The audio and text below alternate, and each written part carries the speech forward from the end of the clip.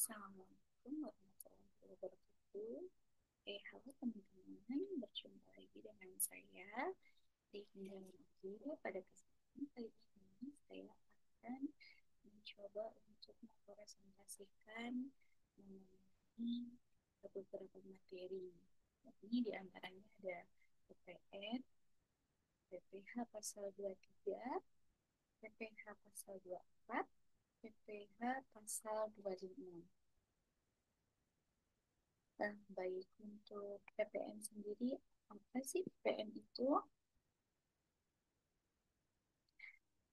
PPN adalah sistem pajak penting yang berperan besar dalam perekonomian Indonesia. Kita akan mengeksplorasi definisi, sejarah, dasar hukum, mekanisme, serta manfaat dari PPN dan tantangan yang dihadapi dalam pelaksanaannya. PPN sendiri definisinya adalah pajak tidak langsung yang dikenakan pada setiap tahap pertambahan nilai dalam proses produksi dan distribusi barang dan jasa. Pajak ini dibebankan pada konsumen akhir, namun dibayarkan secara bertahap oleh setiap pelaku ekonomi yang terlibat dalam rantai produksi. Tujuan dari PPN sendiri yakni untuk mengumpulkan pendapatan negara yang digunakan untuk membiayai pembangunan dan kesejahteraan masyarakat. Selain itu, PPN juga berfungsi sebagai alat untuk mendorong konsumsi dan pertumbuhan ekonomi. Kemudian di sini ada sejarah perkembangan PPN. Awal mula konsep PPN pertama kali dikenalkan di Prancis pada tahun 1954. Sistem ini kemudian diadopsi oleh banyak negara di dunia, termasuk di Indonesia. Kemudian penerapannya di Indonesia pertama kali pada tahun 1984. Sejak saat itu, PPN terus mengalami berbagai perubahan dan penyempurnaan untuk meningkatkan efektivitas dan efisiensi sistem perpajakan. Dalam era digital, dengan perkembangan teknologi, PPN juga mengalami transformasi digital. Sistem elektronik seperti e-faktur dan ISPT semakin mempermudah pelaporan dan pembayaran PPN, meningkatkan transparansi dan juga akuntabilitas. Kemudian di sini terdapat dasar hukum PPN di Indonesia. Yang pertama adalah undang-undang. Hukum utama yang mengatur PPN adalah Undang-Undang Nomor 8 Tahun 1983 tentang pajak pertambahan nilai barang dan jasa dan pajak penjualan atas barang mewah. Kemudian yang kedua, peraturan pemerintah PPN juga diatur dalam PP Nomor 1 Tahun 2014 tentang pajak pertambahan nilai barang dan jasa dan pajak penjualan atas barang mewah. Kemudian, dasar hukum PPN yang ketiga adalah Peraturan Menteri Keuangan.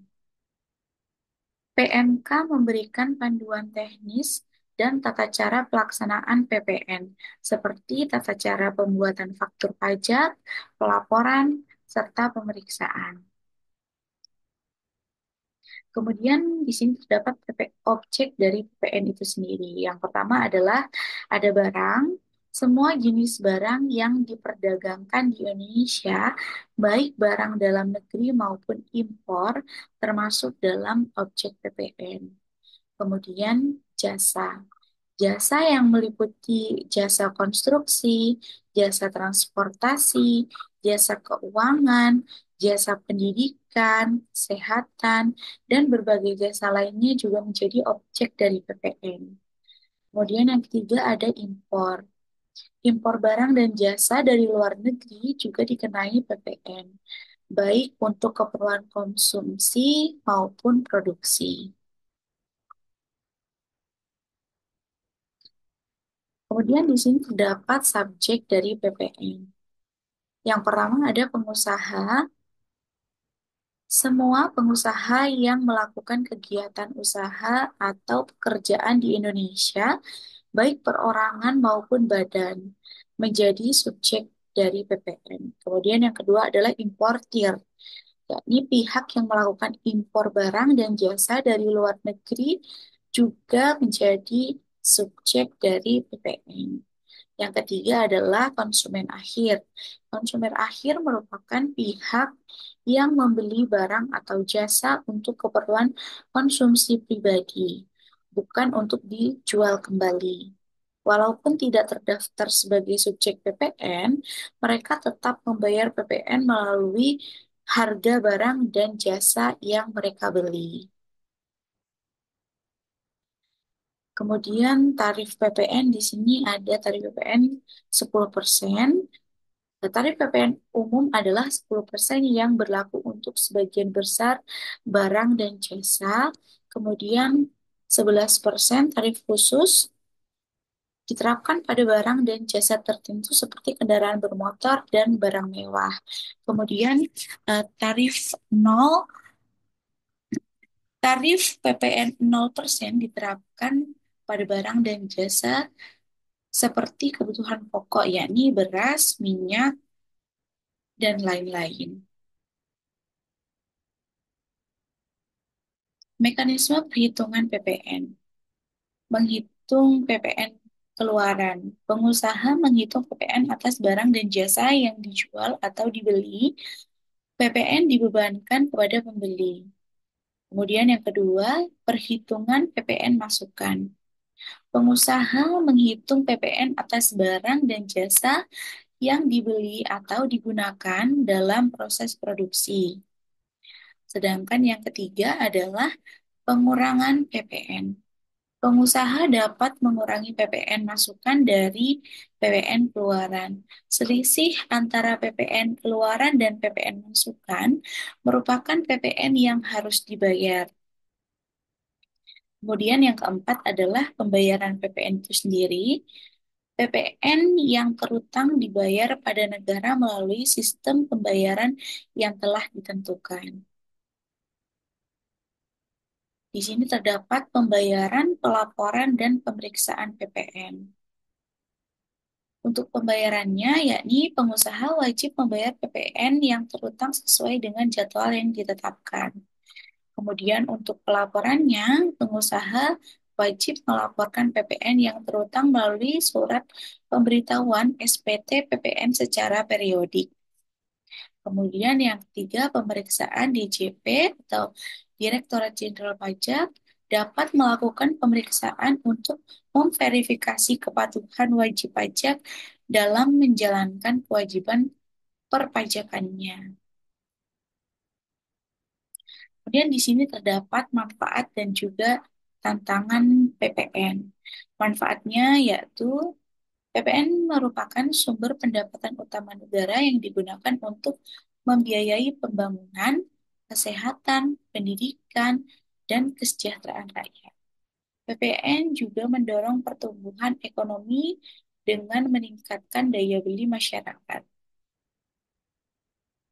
Kemudian untuk tantangannya sendiri, yakni dalam penerapannya, tantangannya meliputi menghindari praktik penghindaran pajak, meningkatkan kepatuhan wajib pajak, dan menjaga kesederhanaan dan transparansi sistem perpajakan.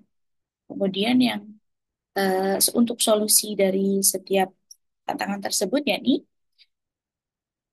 diperlukan upaya untuk meningkatkan kesadaran masyarakat akan pentingnya membayar pajak, memperkuat sistem pengawasan, dan terus melaksanakan reformasi perpajakan.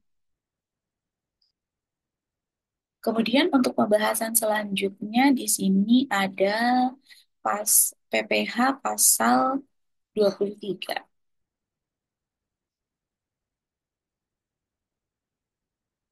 Tujuan dan ruang lingkup dari PPH pasal 23 yakni tujuannya adalah untuk memungut Pajak atas penghasilan yang diterima atau diperoleh wajib pajak dalam bentuk tertentu seperti jasa, sewa, dan royalti.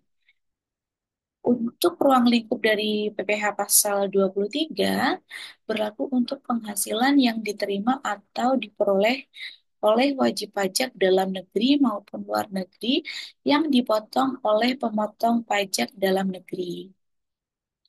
Kemudian untuk memotong pajak dalam PPh pasal 23, yakni wajib pajak badan, perusahaan atau badan yang menerima penghasilan dan wajib memotong pajak dari penghasilan tersebut. Kemudian yang kedua, wajib pajak orang pribadi, yakni individu yang menerima penghasilan dan wajib memotong pajak, terutama untuk penghasilan dari jasa tertentu. Kemudian yang ketiga adalah lembaga negara, instansi pemerintah yang memotong pajak atas penghasilan yang mereka bayarkan, seperti gaji pegawai negeri. Objek pemotongan PPh pasal 23 yaitu yang pertama ada jasa, itu komisi, honorarium, dan imbalan lainnya atas jasa yang diberikan. Kemudian yang kedua sewa, penghasilan dari penyewaan tanah, bangunan, dan juga aset lainnya. Kemudian yang ketiga ada royalti, penghasilan dari hak cipta, paten, merek dagang, dan hak kekayaan intelektual lainnya. Kemudian yang lain adalah ditetapkan melalui peraturan Menteri Keuangan. Kemudian di sini ada tarif pemotongan PH pasal 23 yaitu 15% untuk sewa, tarif umum untuk penghasilan dari jasa seperti honorarium dan komisi, kemudian 15% untuk sewa, tarif umum untuk penghasilan dari sewa tanah, bangunan, dan aset lainnya. Kemudian 10% royalti, tarif umum untuk penghasilan dari hak cipta, hak paten, dan hak kekayaan intelektual. Kemudian 2% lainnya untuk tarif khusus penghasilan lain yang ditetapkan melalui peraturan Menteri Keuangan. Di sini terdapat pengecualian objek eh, PPh pasal 23, yakni yang pertama, penghasilan dari bunga. Penghasilan bunga yang dipotong oleh wajib pajak badan melakukan kegiatan usaha di bidang perbankan. Kemudian penghasilan dari dividen. Penghasilan dividen yang dipotong oleh wajib pajak badan yang melakukan kegiatan usaha di bidang perbankan. Kemudian penghasilan lainnya yang ditetapkan melalui peraturan Menteri Keuangan seperti penghasilan dari transaksi antar perusahaan terafiliasi.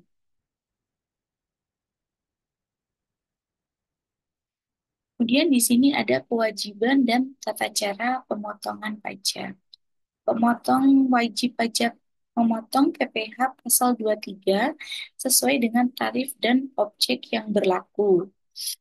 Pemotong pajak harus membuat bukti potong PPh pasal 23 dan menyerahkan kepada wajib pajak. Pemotongan pajak harus dilakukan pada saat pembayaran penghasilan atau sebelum pembayaran jika memungkinkan. Pelaporan dan penyetoran pemotongan pajak. Pemotongan pajak wajib Pemotong pajak wajib melaporkan pemotongan pajak ke kantor pelayanan pajak atau KPP tempat mereka terdaftar. Laporan pemotongan pajak harus diajukan paling lambat tanggal 15 bulan berikutnya setelah masa pajak. Pemotong pajak wajib menyetorkan pajak yang telah dipotong ke rekening kas negara melalui bank yang ditunjuk. Kemudian di sini terdapat sanksi yang terkait dari pemotongan pajak PPh pasal 23, yaitu pelang, eh, sanksi yang pertama atas pelanggaran tersebut yaitu Denda dapat dikenakan jika terjadi keterlambatan pelaporan atau penyetoran pajak. Yang kemudian, yang keduanya adalah sanksi sita. Aset pemotong pajak dapat disita jika memenuhi kewajiban pajak. Kemudian yang ketiga, sanksi pidana. Pidana penjara dapat dijatuhkan jika pemotong pajak melakukan pelanggaran serius seperti penggelapan pajak. Praktek terbaik dan contoh penerapan pajak pasal PPh pasal 23. Identifikasi objek pajak. Ditentukan dengan tepat objek pajak yang terutang berdasarkan ketentuan pasal PPh pasal 23. Kemudian perhitungan pajak, hitung jumlah pajak terutang dengan tepat berdasarkan tarif yang berlaku. Kemudian untuk pemotongan dan penyetorannya, dilakukan pemotongan pajak pada saat pembayaran penghasilan dan setorkan ke rekening kas negara tepat pada waktunya. Kemudian untuk dokumentasi dan laporan, simpan bukti potong dan lapor pemotongan pajak ke KPP sesuai dengan ketentuan. Baik, untuk materi yang ketiga di sini ada eh, akan kita bahas mengenai PPh pasal 24, yaitu mengenai Undang-Undang Penyelenggaraan Pekerjaan Perantaraan Hubungan Industrial. PPh pasal 24 Undang-Undang Penyelenggaraan Pekerjaan Perantaraan Hubungan Industrial mengatur tentang penyelesaian perselisihan hubungan industrial yang terjadi antara pekerja atau buruh dengan perusahaan. Tujuannya adalah untuk menciptakan mekanisme yang adil dan efektif untuk menyelesaikan konflik yang muncul dalam hubungan kerja, sehingga tercipta lingkungan kerja yang harmonis dan produktif.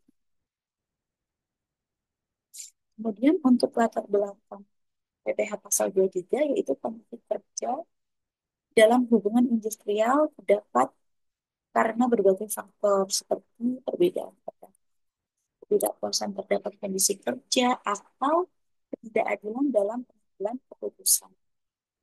Kemudian yang kedua yaitu perlunya solusi untuk mencegah konflik berlarut dan berujung pada kerugian baik bagi pekerja atau buruh maupun perusahaan, dibutuhkan sistem penyelesaian perselisihan yang efektif dan berlandaskan hukum. Kemudian yang ketiga, landasan hukum dari PPh pasal 23 adalah lahir sebagai landasan hukum bagi penyelesaian perselisihan hubungan industrial, memberikan kerangka kerja yang jelas dan terstruktur. Tujuan dari PPh pasal 24 yaitu keadilan, efisiensi, harmonisasi, dan produktivitas. Untuk mencapai keadilan bagi semua pihak yang terlibat dalam perselisihan, meningkatkan efisiensi dalam proses penyelesaian, serta menciptakan lingkungan kerja yang harmonis dan produktif. Ruang lingkup dari PPh pasal 24 yakni mencakup semua jenis perselisihan yang terjadi dalam hubungan industrial, mulai dari perselisihan yang bersifat individual hingga kolektif. Tahapannya, pasal ini juga mengatur tahapan penyelesaian perselisihan mulai dari upaya mediasi, konsiliasi, sampai dengan arbitrase atau pengadilan hubungan industrial. Hak pekerja atau buruh yang pertama yaitu mendapat perlindungan hukum dalam proses penyelesaian perselisihan baik mediasi, konsiliasi, arbitrase maupun pengadilan. Kemudian hak ucap. Pekerja atau buruh memiliki hak untuk menyampaikan pendapat dan aspirasi mereka dalam proses penyelesaian perselisihan.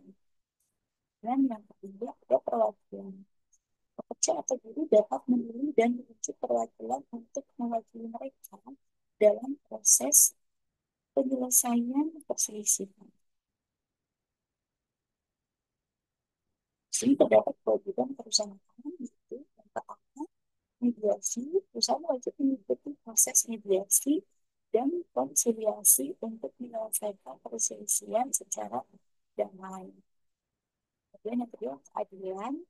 Perusahaan wajib untuk bertindak adil dan tidak merugikan pekerja atau buruh dalam proses penyelesaian perselisihan.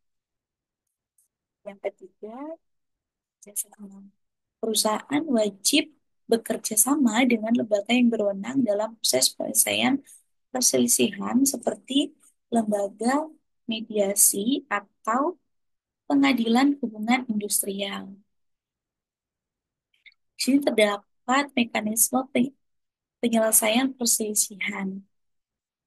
Yang pertama atau tahap awalnya melalui upaya mediasi, kemudian yang kedua mediasi dan konsiliasi, lalu yang ketiga ada arbitrase dan pengadilan. Jika mediasi dan konsiliasi gagal, maka perselisihan dapat diajukan ke arbitrase atau pengadilan hubungan industrial untuk mendapatkan keputusan yang mengikat. Sanksi hukum atas pelanggaran. Yang pertama peringatan secara tertulis, kemudian denda bagi perusahaan atas pelanggaran yang dilakukan, kemudian yang ketiga adalah penghentian. Dalam kasus pelanggaran yang serius, kegiatan perusahaan dapat dihentikan sementara.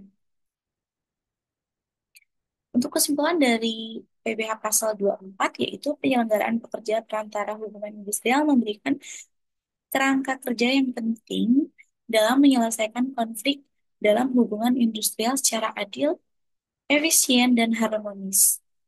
Penting bagi semua pihak untuk memahami dan menerapkan ketentuan dalam PBH pasal 24 agar tercipta lingkungan kerja yang kondusif dan produktif. Baik, untuk materi yang keempat atau yang terakhir adalah mengenai perlindungan pekerja rumah tangga atau PPH pasal 225.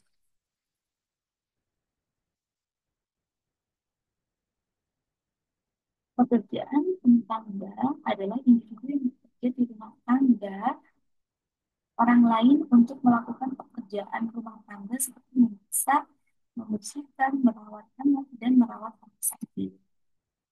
Pekerjaan rumah tangga meliputi semua tugas yang dilakukan untuk menjaga rumah tangga seperti membersihkan rumah, mencuci, memasak, merawat anak, dan menjaga orang sakit. Hak-hak pekerja rumah tangga itu hak upah, hak istirahat, hak kesehatan, dan hak kemanusiaan.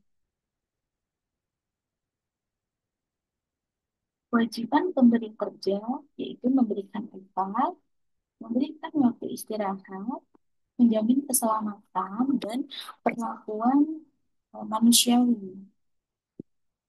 Kemudian jaminan keselamatan dan kesehatan. Ini meliputi peralatan keselamatan. Pemberi kerja wajib menyediakan peralatan keselamatan yang memadai bagi pekerja rumah tangga seperti sarung tangan, masker, dan juga sepatu kerja. Kemudian pelatihan keselamatan. Pemberi kerja wajib memberikan pelatihan keselamatan dan kesehatan kerja bagi pekerja rumah tangga. Kemudian yang ketiga yaitu fasilitas kesehatan. Pemberi kerja wajib menyediakan fasilitas kesehatan yang memadai seperti kotak P3K atau menanggung biaya kesehatan jika pekerja mengalami sakit atau kecelakaan. Kemudian di sini ada pengaturan kerja, jam kerja maksimal. Di, pada PPH pasal 25 menetapkan batas maksimal jam kerja bagi pekerja rumah tangga umumnya tidak boleh melebihi 8 jam kerja per hari atau 40 jam per minggu. Kemudian waktu istirahat, pemberi kerja wajib memberikan waktu istirahat yang cukup bagi pekerja, termasuk waktu istirahat makan siang dan istirahat lainnya. Kemudian lembur. Jika diperlukan, pemberi kerja rumah tangga dapat bekerja lembur dengan kesepakatan antara pekerja dan pemberi kerja. Lembur dibayar dengan upah lembur yang lebih tinggi. Penetapan upah minimum yaitu 2.500.000. Upah minimum bagi pekerja rumah tangga ditetapkan berdasarkan peraturan daerah atau peraturan menteri yang berlaku. Atau 1,5 kali upah lembur untuk rumah tangga dihitung dengan mengalihkan upah per jam dengan 1,5 kali lipat. Kemudian di sini terdapat dari kerjaan sosial bela per polisi, tahapannya itu pensiun dan dukungan sanksi berat, itu hak untuk perlindungan diri. Pasal 25 memberikan perlindungan bagi pekerja rumah tangga bagi pelaku seksual, baik verbal, fisik maupun psikologis. Pemberi kerja wajib menghormati hak pekerja rumah tangga untuk mendapatkan perlindungan dari pelecehan seksual. Jika terdapat pelecehan seksual, pekerja berhak melapor ke polisi dan mendapatkan dukungan serta konseling. Untuk penyelesaian perselisihannya, ada mediasi, arbitrase, dan yang terakhir adalah pengadilan. Kemudian sanksi atas pelanggaran, denda, penjara, dan juga persetujuan bersama. Baik, dari pembahasan beberapa materi eh, yang sudah saya uraikan di atas, dapat kita simpulkan yang pertama PPN, pajak pertambahan nilai. PPN merupakan pajak yang dikenakan atas setiap pertambahan nilai dari barang dan jasa yang dijual. Penerapan PPN bertujuan untuk menentukan penerimaan negara dan menjadi salah satu sumber pendanaan pembangunan. Pengusaha kena pajak (PKP) wajib menyetor PPN yang dipungut dari konsumen kepada pemerintah.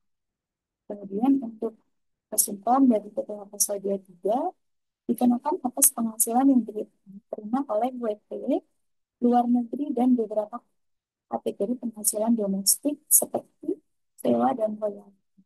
Besaran tarif PPh pasal 23 bervariasi, biasanya sekitar 15% untuk PP luar negeri dan 2% untuk PP dalam negeri. Pemotongan pajak ini dilakukan oleh pihak yang melakukan pembayaran dan menjadi kewajiban bagi penerima penghasilan. Kemudian untuk kesimpulan dari PPh pasal 24 mengatur tentang kredit pajak yang diperoleh dari pajak yang dibayar atau terutang di luar negeri. Wajib pajak dapat menghindari pajak ganda dan penghasilan yang dihasilkan dari luar negeri dengan mengklaim kredit pajak. Ini memberikan insentif bagi perusahaan berinvestasi di luar negeri dan membantu mendorong pertumbuhan ekonomi. Kemudian untuk kesimpulan dari PPh pasal 25 mengatur mengenai angsuran pajak penghasilan yang harus dibayar oleh wajib pajak setiap bulannya. Anggaran didasarkan pada pajak kegiatan tahun lalu dan berfungsi untuk meringankan beban kewajiban pajak pada saat pelaporan akhir tahun. Ini membantu wajib pajak untuk mengelola fiskal dan meminimalisir jumlah pajak yang harus dibayar sekaligus. Dengan memahami dan dengan pemahaman yang baik mengenai PPN dan berbagai jenis PPh, diharapkan wajib pajak dapat menjalankan kewajiban perpajakan mereka dengan lebih efektif, efisien, serta mendukung pembangunan ekonomi negara. Baik, terima kasih. Demikian yang dapat saya sampaikan. Mohon maaf atas kekurangan materi maupun penyampaian yang saya berikan pada kesempatan hari ini. Terima kasih atas perhatiannya. Wassalamualaikum warahmatullahi wabarakatuh.